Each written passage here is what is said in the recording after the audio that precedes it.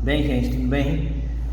Então hoje nós estamos aqui para mais uma aula desse nosso módulo de matemática financeira, que por sinal, módulo um pouco extenso, mas já estamos finalizando esse módulo para que a gente possa entrar em outro módulo.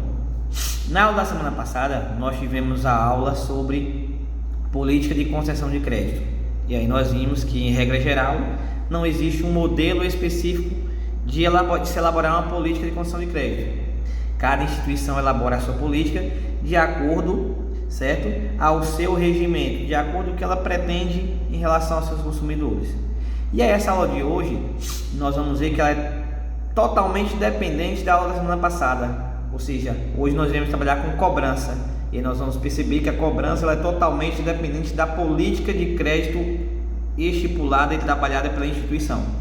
Ou seja, se a instituição é um pouco mais liberal em relação ao crédito, possa ser que ela tenha um pouco mais de problema com relação às suas cobranças. Se a instituição é um pouco mais rígida, possa ser que ela tenha um pouco menos de problema. Mas isso não é regra geral. E isso vai depender do que a instituição se propõe a fazer e do que ela pensa para o futuro. Mas vamos lá. Para início de conversa, vou trazer para vocês um trechozinho bem interessante, que aí vocês vão começar a entender o nosso conteúdo de cobrança e ver que por que as pessoas agem dessa forma. As pessoas agem dessa forma porque existem ainda brechas na lei que protegem os inadimplentes, protegem os devedores, certo? E aí vocês vão ver o que essa historinha que acontece muito na vida real, ela vai trazer pra gente em referente a isso aí, e por que deve se pensar bastante na política de concessão de crédito para que não possa passar por uma situação dessa. Olha o que diz. Prezados senhores, esta é a 8ª carta jurídica de cobrança que recebo de vossas senhorias. Sei que não estou em dias com meus pagamentos. Acontece que eu estou devendo também outras lojas e todas esperam que eu lhes pague. Contudo, meus rendimentos mensais só permitem que eu pague 2 prestações ao fim de cada mês. As outras ficam para o mês seguinte. Estou ciente de que não sou injusto daquele tipo que prefere pagar esta ou aquela empresa em detrimento das demais. Ocorre o seguinte: todo mês, quando recebo o meu salário, escrevo o nome dos meus credores em pequenos pedaços de papel que enrolo e coloco dentro de uma caixinha. Depois, olhando para o outro lado, retiro 2 papéis, que são os 2 sortudos que irão receber o meu rico dinheirinho. Os outros, paciência, ficam para o mês seguinte. Afirmo aos senhores com toda certeza que sua empresa vem constando todos os meses na minha caixinha. Se não os paguei ainda, é porque os senhores estão com pouca sorte. Finalmente, faço-lhes uma advertência: se os senhores continuarem com essa mania de me enviar cartas de cobranças ameaçadoras e insolentes, como a última que recebi, serei obrigado a excluir o nome de vossas senhorias dos meus sorteios mensais. Sem mais, obrigado. Então, para vocês perceberem, aí é uma carta de uma pessoa que está inadimplente com algumas empresas, certo? Que essa pessoa enviou essa carta para as empresas que ela está inadimplente, certo? Ou seja, a pessoa está devendo e ainda tem a petulância e a arrogância de ameaçar a empresa que ela está devendo de não efetuar o pagamento ou não de colocar o nome no sorteio para efetuar o pagamento, caso elas continuem cobrando, que é uma obrigação delas cobrarem, já que vendeu, tem que cobrar, certo? Então, essa questão da cobrança perpassa por um contexto muito grave em relação à política de concessão de crédito. Tem que se pensar se deve ou não liberar crédito para determinado tipo de consumidor, para não correr esse risco dessa situação e dessa carta, certo? Mas vamos lá. E aí nós vamos ver aqui os tipos de cobranças que nós iremos trabalhar hoje, certo? Tipos de cobranças. Tipos de cobranças são cobrança telefônica, certo? Cobrança por cartas, cobrança por cobrador externo, registro no SPC, empresa de cobrança e cobrança judicial.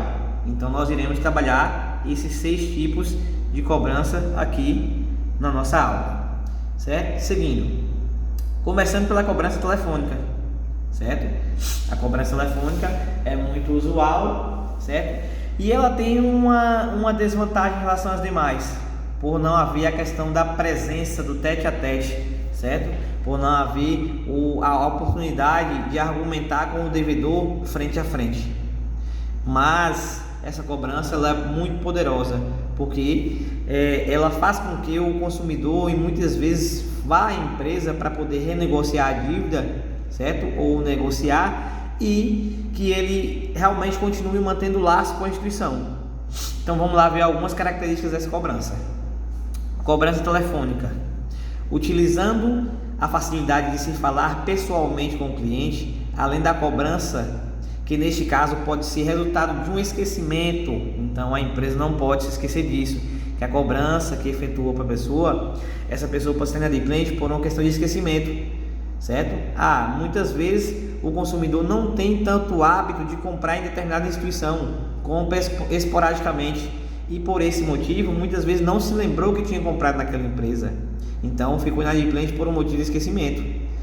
Podemos convidar o cliente a retornar à empresa para novas compras, reforçando os vínculos entre cliente e empresa. Então é uma ótima forma de fazer com que o cliente esteja sempre presente em empresa, com que o cliente, mesmo estando inadimplente, não pense em outra empresa, certo? Que é importante para a empresa, porque a partir do momento que ele se tornar um cliente normalmente como os outros, que não está inadimplente, isso é muito bom para a empresa manter os seus consumidores, certo?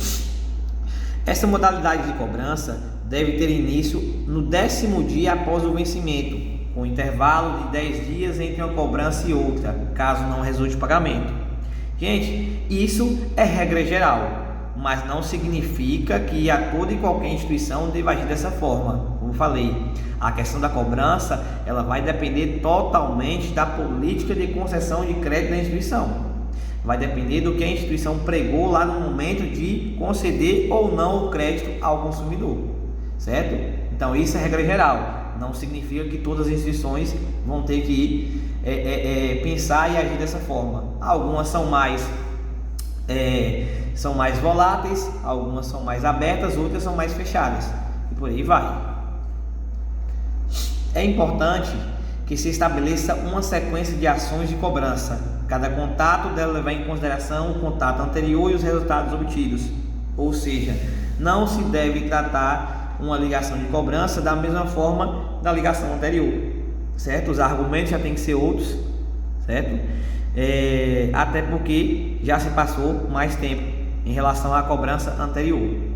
Os argumentos a serem utilizados deverão ser estudados antecipadamente. Então, já que eu utilizei alguns argumentos na cobrança passada, não posso utilizar os mesmos nessa cobrança, porque senão vai surtir o mesmo efeito da cobrança passada. Tenho que procurar mecanismos que façam com que o consumidor realmente pense em quitar a sua dívida. Para essa tarefa, o colaborador, ou seja, o funcionário da instituição, precisa estar à vontade, utilizar uma boa verbalização, argumentar com personalidade e decisão. Ou seja, tem que mostrar firmeza naquilo que ele está dizendo. E ter também, gente, um bom poder de persuasão. O que seria esse poder de persuasão? Poder de convencimento sobre os outros, certo? Quando se tem poder de convencimento, você consegue mais facilmente que as pessoas façam aquilo que você está dizendo ou propondo, certo? Vamos lá. Por fim, devem ser também proporcionais à situação de atraso. Lembrem-se que pode ser uma situação de esquecimento ou impossibilidade do cliente de se dirigir à empresa. Então, não é porque o cliente está inadimplente que deve se alterar o tom no momento da cobrança. Ela deve ser proporcional à situação. Quanto maior o atraso, possa ser que vai, no ditado popular, engrossando mais um pouco o caldo. Mas quando dá com um atraso curto, pode sim trabalhar de uma forma mais aberta com o consumidor, certo? Nunca se esquecendo que pode ser um fator de esquecimento do cliente, de ele não ter comparecido à instituição para quitar sua dívida. E aí, gente, nós vamos ver que nesse tipo de cobrança, que é a cobrança por telefone, nós temos que nele nós trabalhamos o marketing ativo, que é aquele telemarketing ativo, que é aquele telemarketing onde a própria instituição toma a iniciativa de entrar em contato com o consumidor. É telemarketing porque é um tipo de marketing que a instituição faz através do telefone. Não deixa de ser um tipo de marketing, por ser uma cobrança, porque ele também está convidando o consumidor a retornar à empresa. Então não deixa de ser um tipo de marketing. E é telemarketing porque é via telefone. E é ativo porque é a própria instituição que toma a iniciativa de entrar em contato com o consumidor. Para o telemarketing ativo é necessário que se tenha essa ferramenta, gente, script, certo? Toda e qualquer instituição que trabalha com telemarketing, certo? Que seja cobrança, seja oferecimento de produto ou serviço, trabalha com script.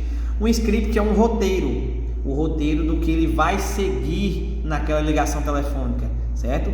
Todas as informações que eles precisam para poder concretizar essa ligação telefônica, seja de cobrança, seja de oferecimento de outros produtos ou serviços, certo? Mas vamos lá, eu trouxe para vocês aqui um script básico de uma ligação de cobrança, certo?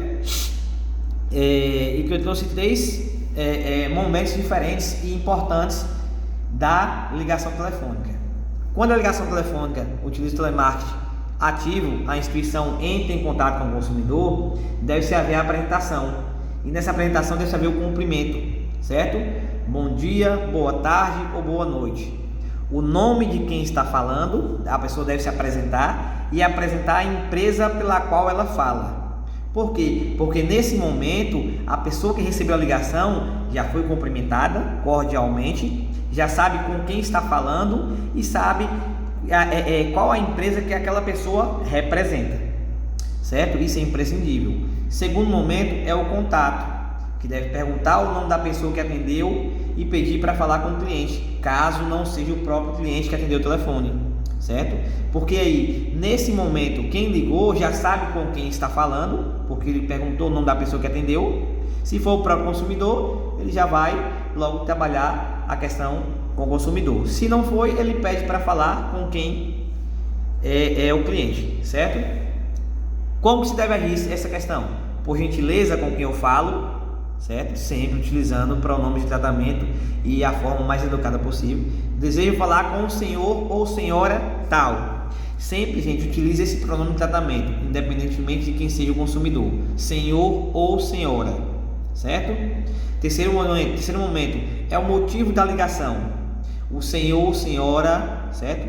Consta em nossos arquivos sua parcela de número tal vencida em tal data, ou um cheque devolvido ou uma nota promissória pendente. Então, esses são três momentos imprescindíveis de uma ligação telefônica em relação à cobrança: o momento da apresentação, o momento do contato e o momento do motivo da ligação, certo? Perceba que não deve logo de cara jogar o motivo da ligação para o consumidor, porque aí ele pode, em um momento de desespero, não aceitar a ligação, desligar, e por aí fica mais difícil o contato com esse consumidor, certo, gente?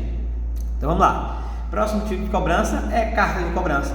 E aí, quem não conhece essas duas figuras aí, certo? Figuras aí que a gente pode assistir milhares de vezes, que não vai deixar de sorrir, não vai deixar de gostar do que elas apresentam, certo? Vamos lá, carta de cobrança. As cartas de cobranças são cobranças que devem ser iniciadas a partir do 15º dia de atraso e continuar com um intervalo de aproximadamente 10 dias entre a emissão de uma correspondência e outra. Para cada atuação, deve ser utilizado um modelo de carta correspondente ao período de atraso. Volto a repetir, via de regra, regra geral, a partir do 15º dia, mas não significa que todas as instituições devem utilizar o mesmo processo.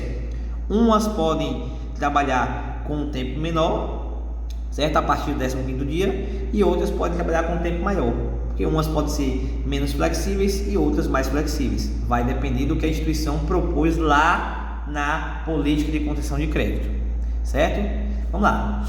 A cobrança por carta, ela age dessa forma. Regra geral, nós temos aqui o período de atraso em dias e nós temos a frequência em que ocorrem as cobranças. Período de atraso em dias, 15 dias, primeiro aviso de atraso, como eu falei, que pode ser um motivo de esquecimento do consumidor ou uma impossibilidade de ele se dirigir até a instituição para quitar sua dívida. A partir do 25º dia, que aí já deu um período de 10 dias após a cobrança, certo? Segundo aviso para evitar o SPC. O SPC é o que? Negativar o nome do consumidor por estar inadimplente. 35º dia, mais 10 dias em relação à cobrança anterior. Terceiro aviso de inclusão do nome no SPC. Então, isso é base legal. Quando a gente fala de base legal, é lei, diz que toda e qualquer instituição só pode negativar o nome de qualquer consumidor, certo?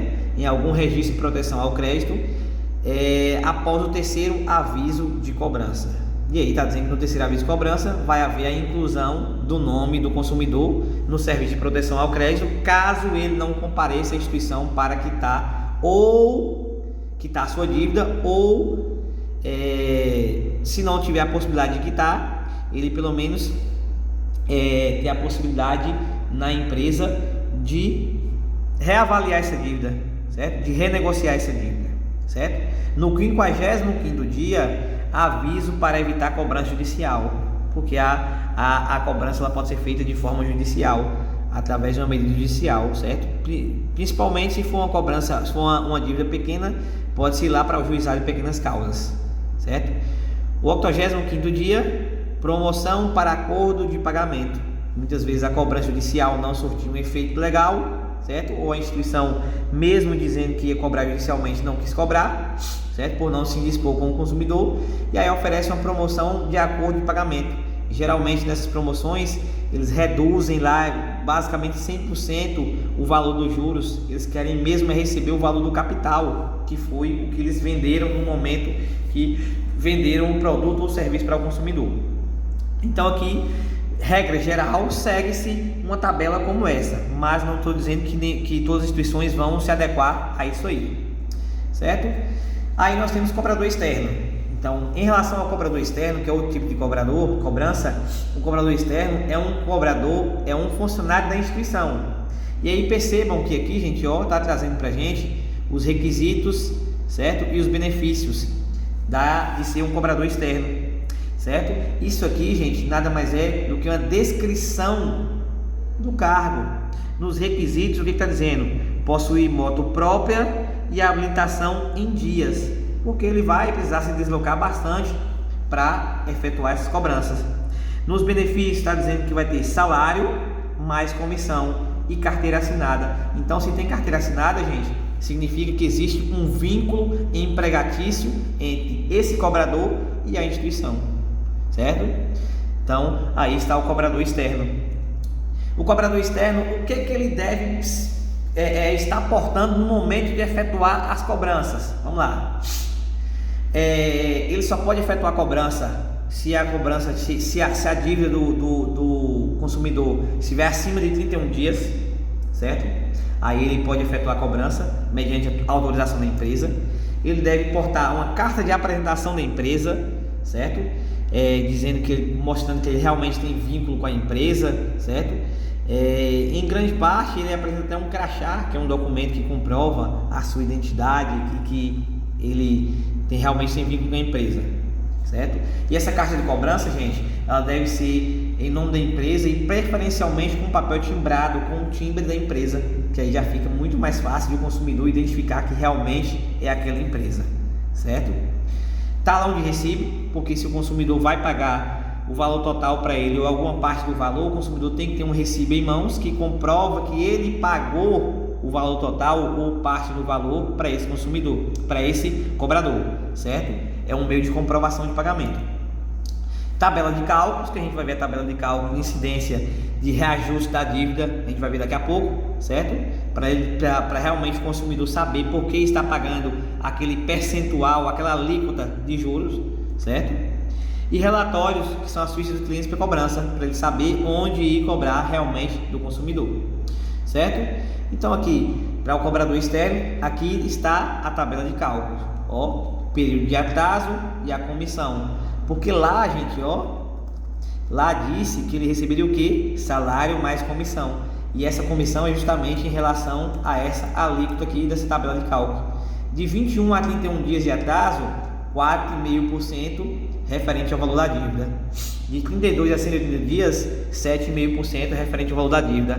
Mais de 180 dias, 10% do valor da dívida. Então essa tabela de cálculo aqui é o que vai gerar a comissão para esse cobrador, que lá estava dizendo que ele receberia salário mais comissão, certo? E aí a gente parte para o próximo tipo de cobrança, que é a cobrança através dos órgãos de proteção ao crédito, como SPC e Serasa, certo? Registro em órgão de proteção ao crédito. Os órgãos de proteção ao crédito são entidades privadas que recebem informações cadastrais de clientes de seus associados para a inserção em seus bancos de dados. Então vamos entender aqui, esses órgãos de proteção ao crédito são entidades privadas, ou seja, são entidades particulares, não são órgãos públicos. Por exemplo, se eu tenho um determinado comércio, uma loja, eu posso me filiar a uma entidade dessa, a um órgão de proteção ao crédito. E eu filiando, o que acontece? Quando eu tiver lá algum consumidor, algum cliente meu que está inadimplente, eu quiser negativar o nome desse consumidor, desse cliente, eu passo as informações desse cliente para essa entidade, para esse órgão de proteção ao crédito, que aí ele vai efetuar a negativação do nome desse consumidor. Ao associar-se a essas entidades, os comerciantes comprometem-se a cumprir um conjunto de procedimentos para obterem informações sobre pretendentes a crédito em suas empresas e para denunciarem inadimplências dos seus clientes. Então, nesse momento, por quê? Ele se compromete a cumprir esse conjunto de procedimentos. Porque quando ele vai abrir o crédito para o consumidor, ele vai lá consultar o nome desse consumidor no serviço de proteção ao crédito, para saber se ele está com o nome negativado, certo?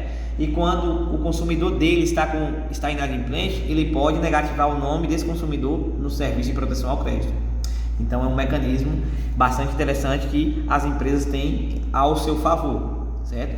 Que possa ser que realmente minimize as chances de estar efetuando esse serviço de cobrança. Dessa forma, é importante notar que a denúncia de inadimplência aos órgãos de proteção ao crédito tem sido utilizada não só por empresas públicas e privadas, mas até mesmo por órgãos governamentais, como forma de pressão sobre consumidores e contribuintes inadimplentes para o recebimento de créditos oriundos de vendas de serviços e tributos não recolhidos. Está dizendo aqui que muitos órgãos governamentais, instituições do governo, estão se dirigindo a esse serviço de proteção ao consumidor para efetuar cobranças realmente por não estar as empresas ou pessoas físicas que devem pagar os seus tributos não estão pagando os tributos, então estão recorrendo a negativar o nome dessas pessoas ou dessas empresas. Tal medida deve ser tomada caso as demais ações de cobrança não tenham surtido efeito. Então, gente, esse é um dos últimos procedimentos que deve ser tomado, certo, pelas instituições, para que realmente efetive a negativação do nome de um consumidor. Ele deve ter tentado de outras formas, certo, receber o valor da inadimplência. E aí nós vimos a agência de cobrança, nós vimos lá o cobrador externo, é um funcionário da instituição. A agência de cobrança são empresas terceirizadas que prestam serviço para instituições, ou seja, para outras empresas. Eu tenho a minha empresa e aí não tenho ninguém para fazer cobrança, eu contrato uma outra empresa para trabalhar para mim referente a esse serviço. Contrata-se uma empresa ou escritório de cobrança que fará uma notificação extrajudicial, que é o expediente que pode ser adotado pelo credor quando, por advogado ou oficial de cartório, oficial de justiça, comunica ao devedor que ele está inadimplente e que, dentro de determinado prazo, deve regularizar seu débito sob pena de encaminhamento de cobrança judicial, com acréscimo de encargos pertinentes, além de honorários advocatícios. Então, isso significa dizer que as empresas de cobranças, certo? Elas têm competência, ou seja, elas têm capacidade, elas têm direito de efetivar esse tipo de atividade e que elas podem utilizar desse mecanismo de comunicar ao consumidor que, caso não regularize sua situação, eles vão receber uma carta judicial, porque a dívida vai ser cobrada judicialmente. E aí, muitas vezes, esse consumidor, ele tem que, se a dívida é cobrada judicialmente, a depender do caso, ele tem que colocar um advogado para trabalhar nessa questão, nessa ação, certo? E que esses honorários dos advogados que ele colocar, certo? Tem que ser custeados por esse consumidor devedor, certo? E aí a ação judicial acontece por isso.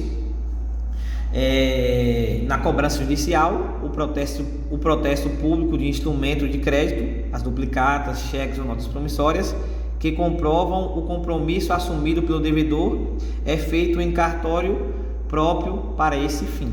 Então, nesse caso aqui, quando se chega na cobrança judicial, tá lá, vai ser apresentado o quê? O documento que comprova esse vínculo. Pode ser uma duplicata, pode ser um cheque, pode ser uma nota promissória, onde o emitente, que é o devedor, se comprometeu a honrar esse compromisso e não honrou. Então, esse documento deve ser apresentado e feita a cobrança judicial por cartório próprio para essa finalidade. Hoje em dia, graças a Deus, os serviços do fórum foram terceirizados e aí nós temos cartórios específicos que trabalham com cada finalidade específica e tem esse cartório, certo? Para essa finalidade, certo, gente? Com o simples apontamento oficial para protesto, a maioria dos devedores já comparece aos cartórios e quita seus débitos, evitando os transtornos de ações e custas judiciais. Por quê? Porque aí agora a dívida já não é mais, certo? A ação, você já não trabalha mais com a empresa que você está devendo, você já vai passar a responder judicialmente. E quando se responde judicialmente é mais complicado, porque são muitos mais transtornos, certo? E existem custas judiciais, de se pagar custas de processo e custas de advogado para trabalhar na ação a seu favor. Então, quando acontece isso, muitos dos devedores já comparecem ao cartório e quitam sua dívida, para não deixar que esse processo se prolongue e não acontecer de chegar, certo, a essa questão, certo? Por fim, essa medida pode ser tomada por pessoas físicas ou jurídicas, é um direito de todos os cidadãos, ao qual preserva a credibilidade, evitar a impunidade e atitudes de má-fé, restaurando moralidade e seriedade às transações comerciais. O que deve ser ponderado antes de se protestar um título são os custos envolvidos nesse processo, que podem contraindicar essa medida. No caso de micro e pequena empresa, uma boa alternativa é acionar o juizado especial, juizado de pequenas causas, para tentar o recebimento do débito. O que ele diz ali quando fala o que se deve ponderar antes de protestar um título? Os custos envolvidos nessa ação, porque possa ser que os custos para protestar um título em cartório sejam mais altos do que o valor que a empresa tem a receber, e aí não vai compensar para a empresa, porque vai se gastar muito, certo, com o cartório, e o valor a receber será menor. Nesse caso, que ele dá um exemplo de micro e pequenas empresas, certo, ou até de MEI, microempreendedor individual, é que deve acionar o juizado especial, que é o que eu falei, juizado de pequenas causas, que vai de uma forma ou de outra tentar resolver a situação, certo? Vai ter uma audiência de conciliação entre as partes, onde vão ver se chega com um acordo, mas esse acordo agora já não é mais somente entre empresa e consumidor. Esse acordo agora já é entre empresa e consumidor mediante a justiça, certo? Então, deve-se pensar muito nessa questão antes de protestar um título em cartório. E aí, gente, nós chegamos ao fim dessa nossa aula de cobrança.